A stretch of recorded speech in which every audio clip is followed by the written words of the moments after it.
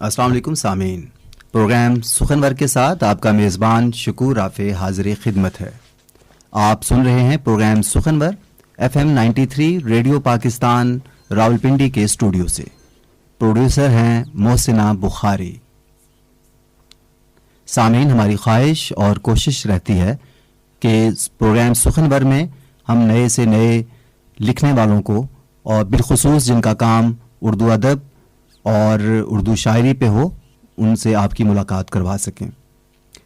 اسی سلسلے میں آج کے ہمارے مہمان ہیں آفاق خالد۔ آپ تعلیم و تعلم سے، درس و تدریس سے وابستہ ہیں، ایک تعلیمی ادارے کے سربراہ ہیں اور شاعر ہیں، ادبی نقاد اور محقق بھی ہیں۔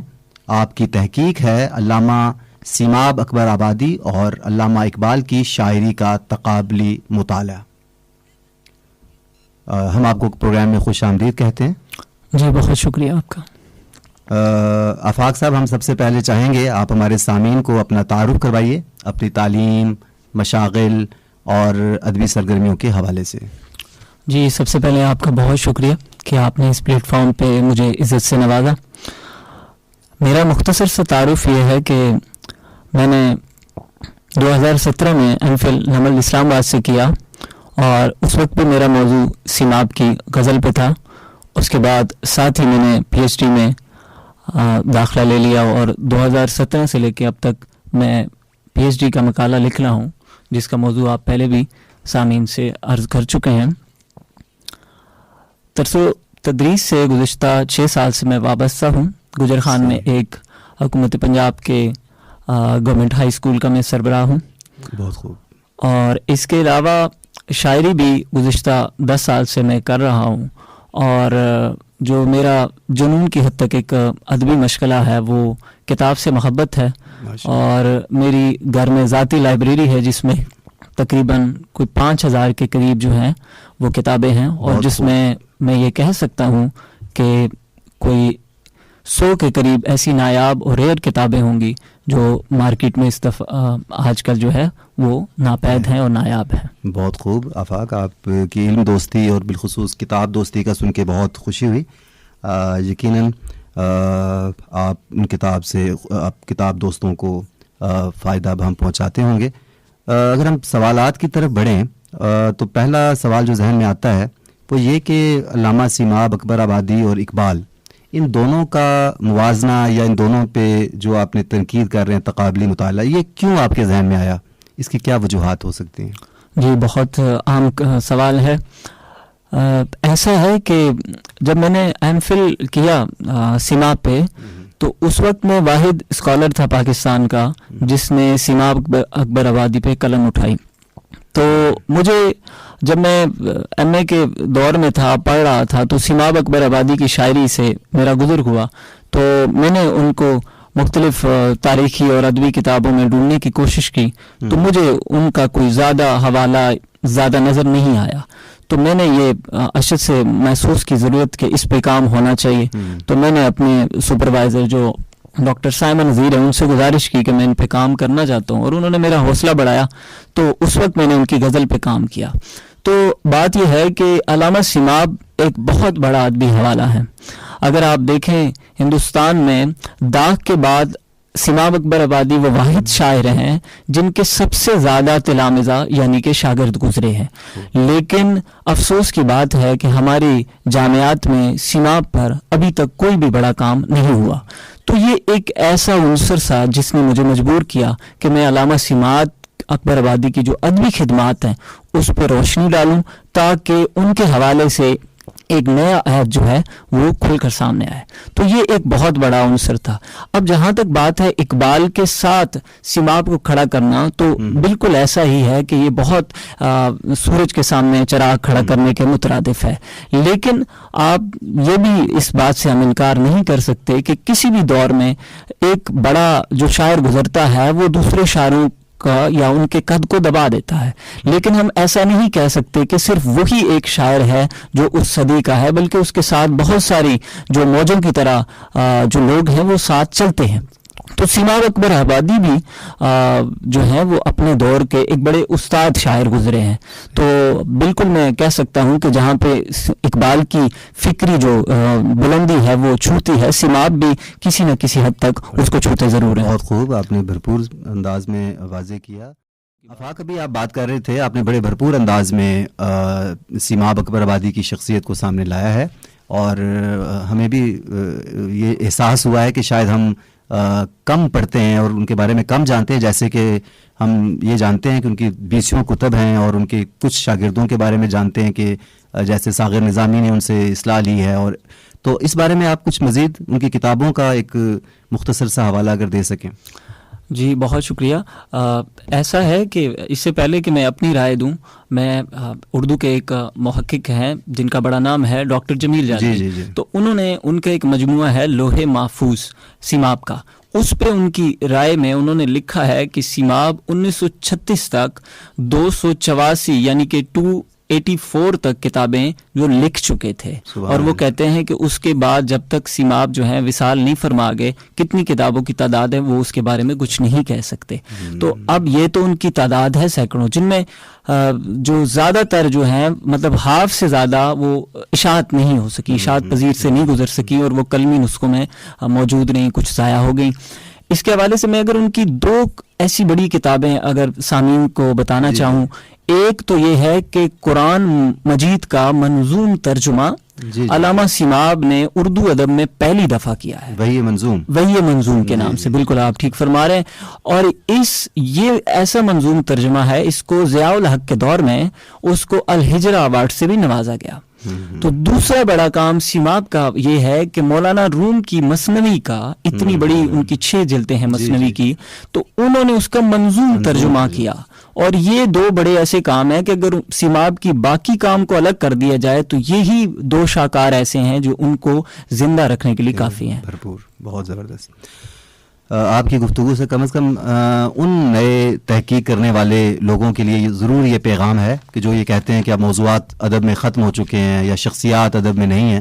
تو دیکھیے ایک ایسی شخصیت جس نے لگ بھگ 250 کتابیں دی ہیں، تو ان پہ کام اگر آپ کر رہے ہیں یہ بہت بڑی بات ہے. بہت شکریہ. آفاق صاحب، آپ جانتے ہیں کہ یہ اگست کا مہینہ ہے، اور اگست کا مہینہ آتے ہی ہمارے در و دیوار جو ہے وہ روشن ہوتے ہیں، ہمیں نئے سرے سے امیدیں ملتی ہیں. اور یہ اس بار تو 75ویں سالگرہ یہ قوم منا رہی ہے.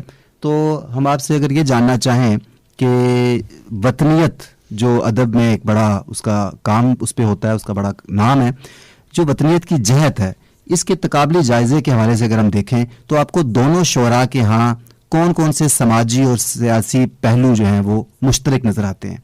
جی، اقبال اور سیماب. جی بالکل ایسا ہی ہے جیسے آپ نے فرمایا کہ وطنی شاعری جو ہے یہ ہمارے ادب میں ایک قدیم اثاثہ کے طور پہ ہے. شروع میں آپ دیکھیں ہندوستان کی جو سیاسی حالت ہے، اس میں جس طرح مختلف ادوار میں حکمران آتے گئے، قاسم محمد بن قاسم آئے، اس کے بعد غزنوی دور گزرا، پھر غوری گزرا، اس طرح سلاسل مغلیہ دور تک پہنچا. تو ان کے کچھ نہ کچھ اثرات جو ہیں ہماری تہذیب میں، ہمارے اس خطے میں جو ہے وہ آنا شروع ہو گئے. ہم دیکھتے ہیں کہ پہلے جو شعراء گزرے ہیں ان کے ہاں وطن کا جو تصور ہے وہ محدود تھا. وہ وطن کی طرز معاشرت، اس کے مقامات اور ان سے وابستہ جو شخصیات تھیں اس پہ بات کرتے تھے. لیکن جب انگریزوں کی آمد ہوئی اور ہمارے گلے میں غلامی کا طوق جو ہے وہ ڈالا گیا، تو پھر شعراء کو وطن کے حوالے سے نئے سرے سے سوچنے پر مجبور کیا، اور وطن کا جو موضوعات کا دائرہ ہے وہ وسعت اختیار کر گیا. تو اس میں نئے نئے موضوعات آئے، یعنی کہ آزادی کے حوالے سے، اور اسی طرح جو معاشرت تھی اور جو رہن سہن تھا لوگوں کا، اس کے حوالے سے شعراء نے نئے سرے سے لکھنا شروع کیا. تو یہی بات اگر ہم آگے دیکھیں کہ سماج کے حوالے سے اور اسی طرح سیاست کے حوالے سے، یہ اس دور میں قومی شاعری اور سیاست پر مبنی شاعری نے عروج حاصل کیا غلامی کے دور میں. چونکہ ہر بڑا شاعر جو ہے وہ اس پہ لکھنا شروع ہوا، اقبال ہوئے، اکبر الہ آبادی ہوئے، اسی طرح سیماب ہوئے، یا دیگر جو بھی شعراء ہیں انہوں نے آزادی کے حوالے سے بھرپور لکھا.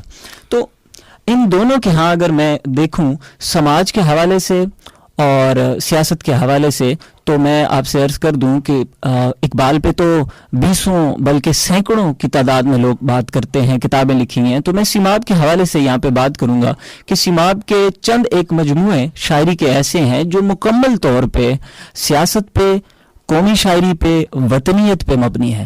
میں اگر نام لوں، ان کا سب سے پہلا مجموعہ ہے نیستاں، اور جو 1925 میں منظر عام پر آتا ہے. اس کے بعد ان کا جو پہچان ہے وہ کار امروز کے نام سے ایک مجموعہ شائع ہوتا ہے جس میں وطنی شاعری اور سیاست پر شاعری ملتی ہے. اس کے بعد جو بالکل ہی سیاست اور قومی شاعری پہ مبنی مجموعہ ہے وہ شعر انقلاب ہے. شعر انقلاب ہے. اور آخری جو مجموعہ ان کا اس حوالے سے ہمارے سامنے آتا ہے وہ ساز و آہنگ ہے.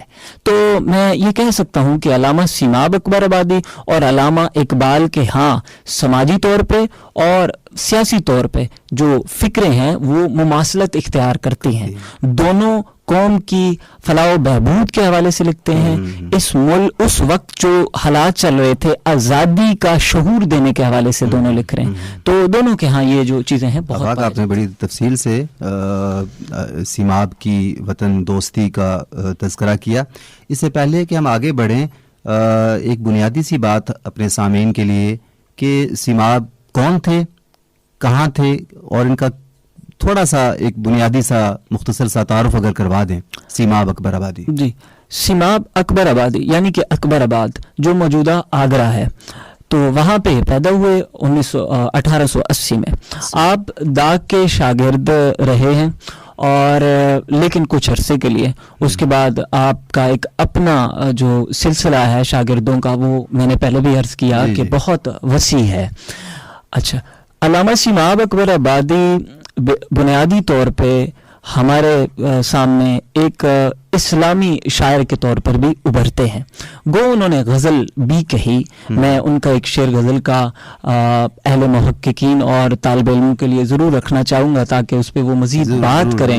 آپ نے ایک شعر سنا ہے جس کو ہمارے ہاں غلط منسوب کیا جا رہا ہے، عمر دراز مانگ کے لائے تھے 4 دن، 2 آرزو میں کٹ گئے 2 انتظار میں. اکثر اس کو بہادر شاہ ظفر جی شاعری بالکل آپ صحیح فرما رہے ہیں. تو دراصل یہ شعر علامہ سے جو ہے وہ عمر دراز مانگ کے لائی تھی 4 دن.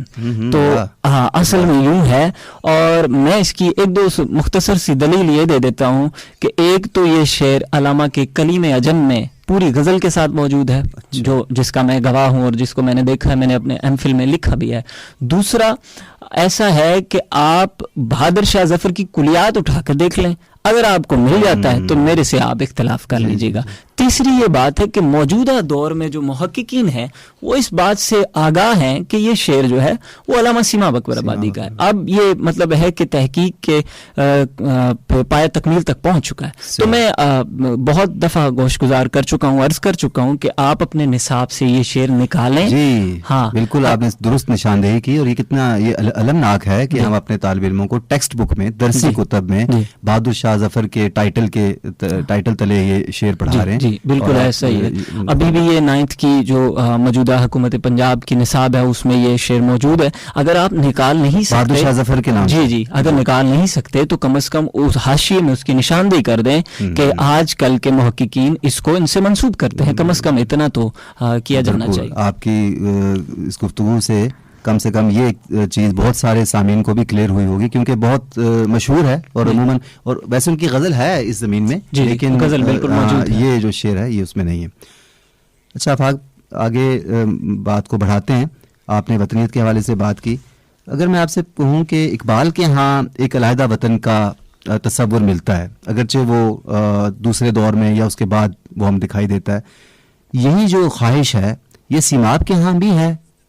آپ نے ذکر کیا کہ ان کی کچھ شاعری ایسی ہے، لیکن مسلمانوں کے لیے علیحدہ مملکت ہم اسپیشلی بھی فوکس کر رہے ہیں کیونکہ یہ ماہ اگست ہے، تو ہم چاہتے ہیں کہ وطن سے آزادی کی جو ایک بہت بھرپور جدوجہد ہے اس کو بھی ہم سامنے لائیں. تو آپ اس حوالے سے کچھ بتائیں. جی بالکل ایسا ہی ہے، جیسے آپ نے فرمایا کہ اقبال جو ہیں وہ الگ خطہ کی خواہش ہے، انہوں نے تجویز بھی پیش کی. میں وہ بھی بتاتا ہوں کہ 1930 میں خطبہ الہ آباد جو مشہور زمانہ ہے اور اس کی صدارت کرتے ہوئے اقبال نے ایک الگ ریاست کا تصور ہے اس کی تجویز بھی پیش کی، جس میں ہندوستان کا شمالی ہند کا علاقہ جو ہے وہ اس میں ایک مسلم ریاست کا قائم ہونا چاہیے.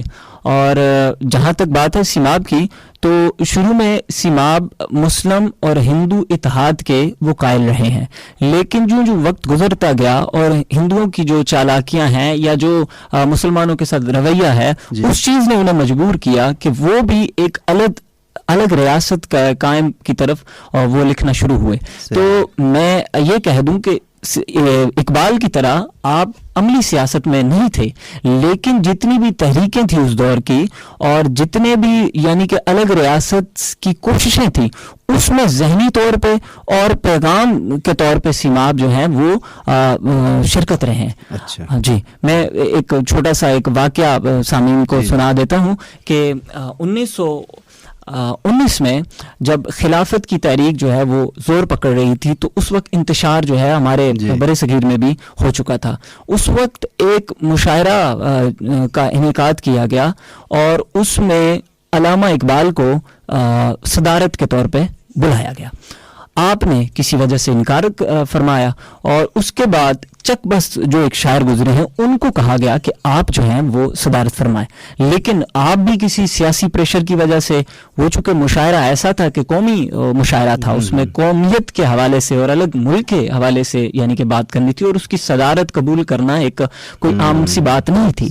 اس کے بعد چونکہ سیماب کا نام تھا تو انہوں نے سیماب سے عرض کیا، اور آپ نے نہ صرف قبول کیا بلکہ آپ سرکاری ملازم ہونے کے باوجود بھی اتنا پریشر، اور آپ کو پتہ ہے کہ ایک سرکاری ملازم کے لیے حکومت وقت کے خلاف کوئی بھی ایسا عمل کرنا مشکل ہوتا ہے، تو آپ نے صدارت قبول کی اور اس مشاعرے میں باقاعدہ اپنا خطبہ صدارت بھی فرمایا.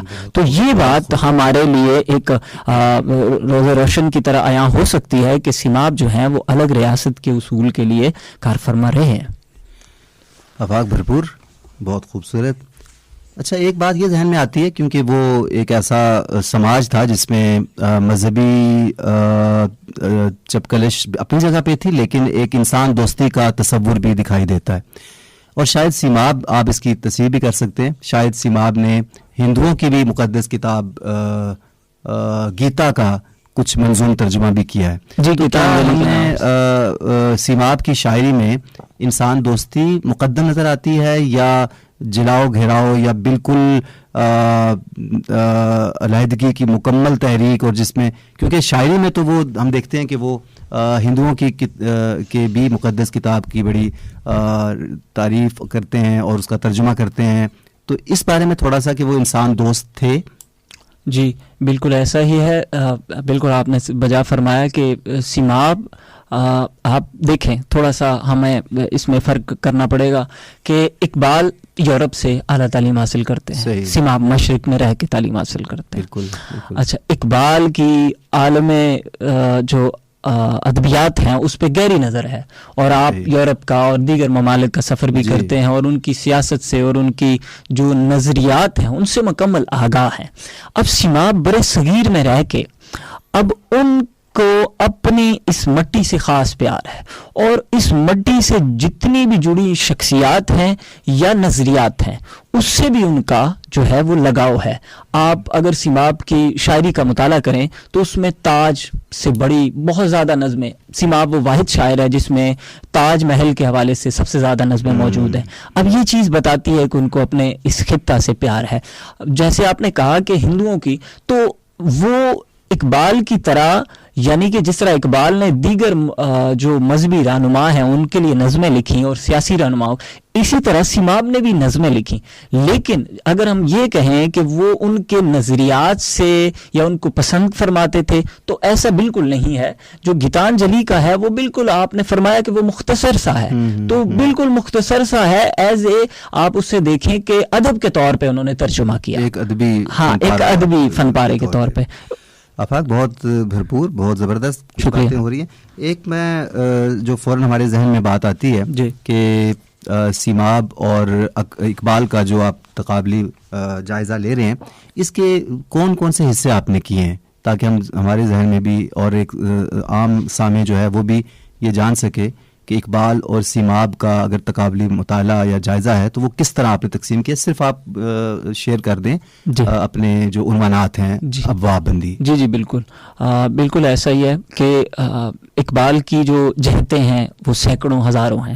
ٹھیک ہو گیا. ہم ساری جہتوں کو تو قید نہیں کر سکتے اور نہ ہی اپنی تحقیق کا موضوع بنا سکتے ہیں. تو میں نے جو اس میں چنی وہ دونوں شعراء کے یہاں رومانویت، وطنیت اور مذہبی رجایت کے حوالے سے جو ہے وہ جو اس کا دائرہ کار ہے وہ یوں ہے. بہت خوب بہت خوب.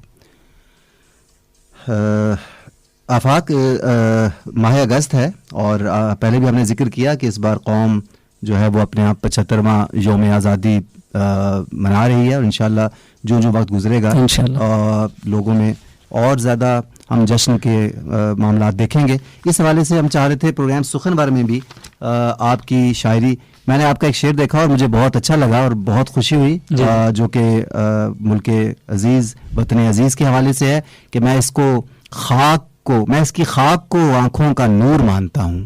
میں اس کی خاک کو آنکھوں کا نور مانتا ہوں. وطن یہ میرا بھی ہے عرض کربلا میرے دوست.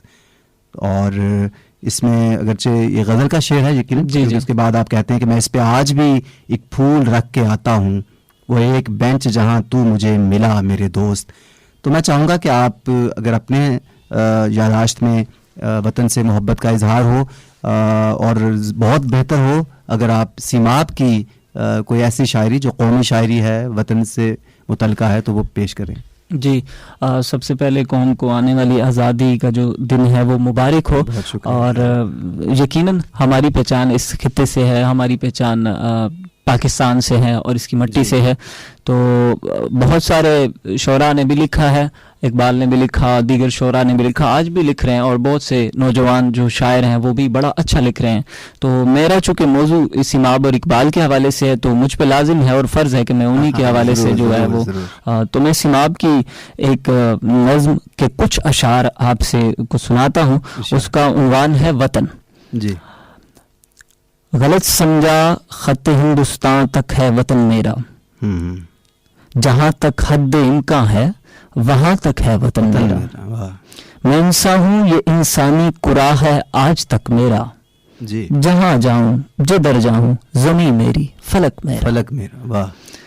ہوا میں سانس لوں تو کون مجھ کو روک سکتا ہے. اچھا. ہوا میں سانس لوں تو کون مجھ کو روک سکتا ہے. برے دریا پہ سیرابی ہے کوئی ٹوک سکتا ہے. میسر ہر جگہ ہے دھوپ خورشید درخشاں کی. اچھا. میسر ہر جگہ ہے دھوپ خورشید درخشاں کی. مہیا ہر قدم پر چاندنی ہے ماہ تاباں کی. چمک تاروں کی راتوں کو راہ منزل بتاتی ہے. اچھا. چمک تاروں کی راتوں کو راہ منزل بتاتی ہے. کسی کا ہو چمن خوشبو مجھے پھولوں کی آتی ہے. حقیقت میں زمین سے آسماں تک ہے وطن میرا، یقیناً وسعت کونوں مکان تک ہے وطن میرا. بہت خوب. آپ کی بھرپور قسم کی شاعری نے ہمارے اندر بھی وطن سے محبت کی مزید شمعیں جلا دی ہیں. جی. امید ہے کہ یہ شمعیں جلتی رہیں اور اسی طرح یہ ملک ترقی کرتا رہے انشاءاللہ. سامعین اب ہمارے پروگرام کا وقت ختم ہوا چاہتا ہے. آپ سن رہے تھے پروگرام سخنور. ہم شکر گزار ہیں. بہت شکریہ آفاق صاحب، آپ نے وقت نکالا اور ہمارے سامعین سے بھرپور بات کی. اس پروگرام کی پروڈیوسر تھیں محسنہ بخاری. اب اجازت دیجیے FM 93 ریڈیو پاکستان کے اسٹوڈیو سے شکور رافع کو. بہت شکریہ.